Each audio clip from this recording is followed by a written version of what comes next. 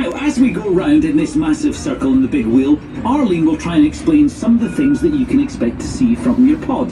For example, what's that pointy thing right there, Arlene? Oh, that Gothic monument is the Scott Monument. Oh, now I know about the Scott Monument. It's named after Scott Hastings, who was a rugby player who played for Scotland in the 80s and 90s. No, in fact, it is named after an author, Sir Walter Scott. And you know, there are 287 steps, which you can climb to the top. But I wouldn't bother. You've taken the easy option.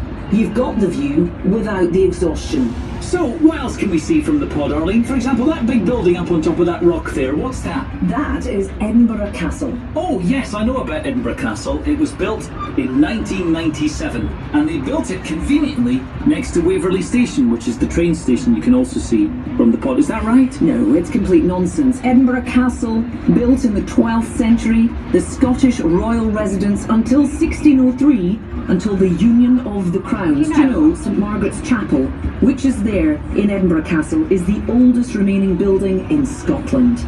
Now, over on the far east side, that's the east, you're looking the wrong way. No, the other way, yeah, over there, yes. That big hill you can see is Arthur's Seat. An ancient volcano, no longer active, I hope. I heard it could go off at any time. And a couple of facts about Arthur's Seat. Situated 250 metres above sea level and one of 4 hill forts that were built around 2,000 years ago. And you can climb right to the very top if you like. You get a cracking view from up there. Not as good as you're getting now, but it's a good view. Just wear a coat and a hat, maybe even some gloves. Now, if you look the other way, over to the west, you might just be able to make out Murrayfield Stadium, which is the home of Scottish rugby. Did you know Scotland are the reigning 5 Nations champions in rugby? And we have been since 1999. That's because more nations joined, didn't they? Yeah, in 2000 it became the 6 Nations. So the last time it was the 5 Nations, we won it. So we're still the reigning champions. Yay!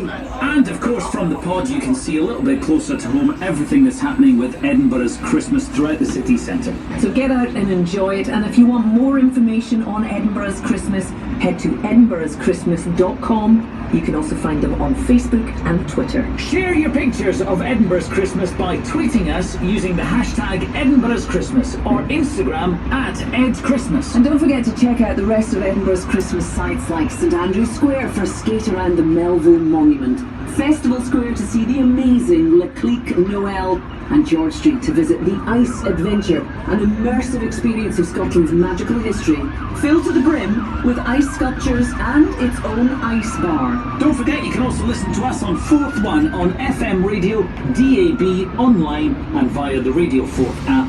Enjoy your ride on the 4th One Big Wheel and have a Merry Christmas.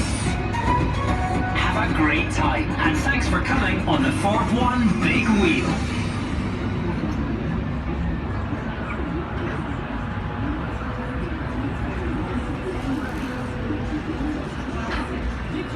Welcome to the 4th One Big Wheel at Edinburgh's Christmas. Please stand clear of the doors and remain seated in the gondola for the duration of the ride.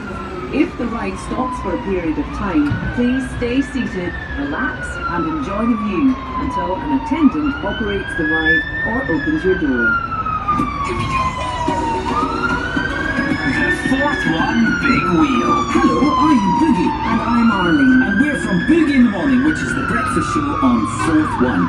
Welcome to the 4th One Big Wheel. Oh, it's so amazing, isn't it, being in here? Now, before we go any further, if you are going to be taking some photos and posting them on Facebook and Instagram, make sure you tag yourself in the 4th One Big Wheel and use the hashtag 4th One Big Wheel. That's quite straightforward. 4th One Big Wheel, it's what you're on. Now, as we go round in this massive circle in the big wheel, Arlene will try and explain some of the things that you can expect to see from your pod.